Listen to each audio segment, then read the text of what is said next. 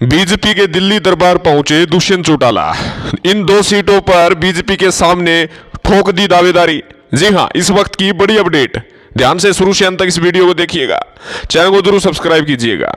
हरियाणा के सभी 10 लोकसभा सीटों पर उम्मीदवारों के चयन को लेकर भाजपा व कांग्रेस हाईकमान रविवार को यानी कि आज नई दिल्ली में मंथन करने वाले हैं।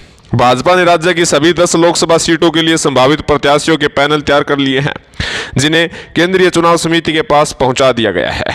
हरियाणा सरकार में भाजपा की सहयोगी पार्टी जेजेपी भी एनडीए का हिस्सा होने के साथ कम से कम 2 लोकसभा सीटों पर अपनी दावेदारी कर रही है।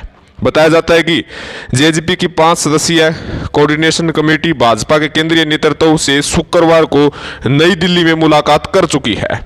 डिप्टी सीएम दुष्यंत चौटाला के नेतृत्व में इस कोऑर्डिनेशन कमेटी ने भाजपा हाईकमान से 2 लोकसभा सीटें मांगी हैं। इन लोकसभा सीटों में हिसार और भिवानी महेंद्रगढ़ लोकसभा सीटें शामिल है।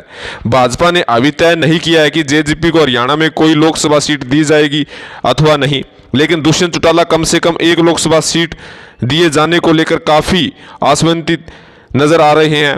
हालांकि भाजपा के प्रदेश स्तरीय नेताओं ने जब राज्य की 10 लोकसभा सीटों पर पैनल मांगे थे, तब जेजेपी को कोई सीट देने अथवा नहीं देने के विषय में कोई चर्चा नहीं हुई।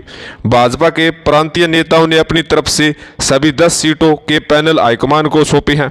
अब जेजेपी नेता भी भाजपा के शीर्ष नेतृत्व से मुलाकात कर चुके हैं, तो ऐसे में उसे एनडीए का हिस्सा होने का कोई फायदा मिलेगा या नहीं मिलेगा, यह भाजपा हाईकमान के फैसले पर निर्भर रहने वाला है।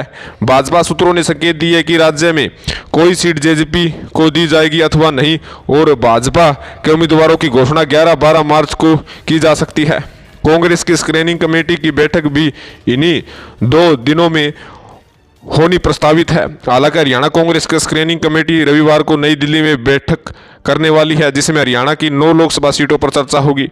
तो कहीं ना कहीं जेजेपी पार्टी को लेकर संशय बरकरार है। हालांकि दुष्यंत चौटाला के नेतृत्व में जेजेपी पार्टी ने बीजेपी हाईकमान के सामने 2 लोकसभा सीटों पर अपनी दावेदारी प्रस्तुत कर दी है। गठबंधन के तहत 2 सीटें लेने की बात पर जेजेपी ने बीजेपी को अपना जवाब दे दिया है।